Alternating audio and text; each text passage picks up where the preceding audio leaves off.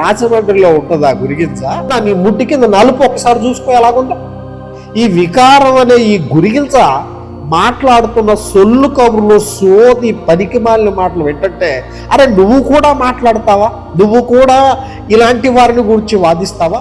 భిక్షగాళ్ళు లేదా యూట్యూబ్లో ఉన్న బెగ్గర్స్ ఎవరైతే కొందరు, ఉదాహరణకు నేను చెప్పాలి అంటే, మనకు జాన్ పాల్ అన్న గారు అని ఒకరు ఉన్నారు, ఆయన కడప అనుకుంటా. ఒక అమ్మాయిని ప్రేమించావు, ఆ అమ్మాయి కోసం ఒక నిజంగా చెప్పు, నువ్వు చెప్పు, బైబిల్ మీద ప్రమాణం చేసి చెప్పరా? నువ్వు అన్ని తప్పుడు మాటలు చెప్పమాక. నువ్వు బైబిల్ మీద ప్రమాణం చేసి నిజంగా నువ్వు దేవుడి మీద ప్రేమ ఉంటే నిజం చెప్పు. దేవుని సన్నిధిలో నిలబడి నీవు ఒక అమ్మాయిని ప్రేమించలేదా? అవునా కాదా? ఆ అమ్మాయి కోసం ప్రేమించి చివరికి సూసైడ్ అటెంప్ట్ నువ్వు చేసుకోలేదా? అవునా కాదా చెప్పు.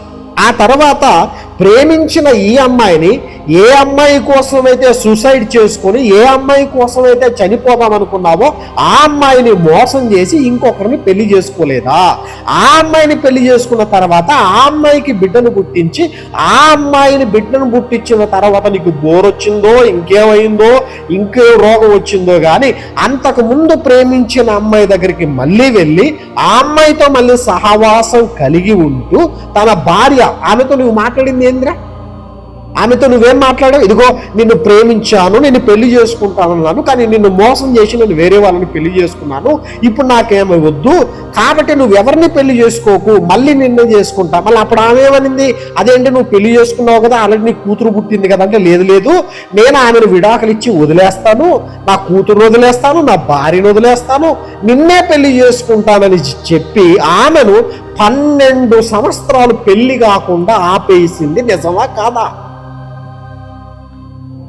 కట్టుకున్న భార్యను, కన్న కూతురును వదిలేసి నిన్ను పెళ్లి చేసుకుంటాను, నువ్వెవరిని చేసుకోవద్దని చెప్పి 12 సంవత్సరాలు ఆమెను పెళ్లి కాకుండా నిలబెట్టి, ఆ తర్వాత నీ భార్యకు విడాకులు ఇచ్చి నీ కూతురుని బయటికి దోసేసి, నీ భార్యను బయటికి దోసేసి, నువ్వు అంతకుముందు పెళ్లికి ముందు ప్రేమించిన అమ్మాయిని పెళ్లి చేసుకున్నది నిజమా కాదా? ఇది అవునా కాదా చెప్పు. దేవుని సన్నిధిలో ఉండు.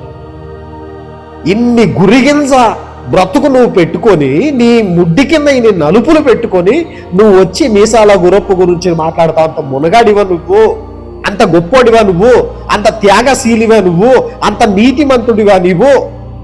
ఒక అన్యుల ఛానల్కు ఒక దగ్గరికి వెళ్ళేసి నీకు నీ దృష్టిలో క్లియర్గా, ఆ పర్సన్ క్లియర్గా నీ దృష్టిలో నిజమైన దేవుడు ఎవరు అంటే, మీ అమ్మ గొప్పదా, మా అమ్మ గొప్పదా?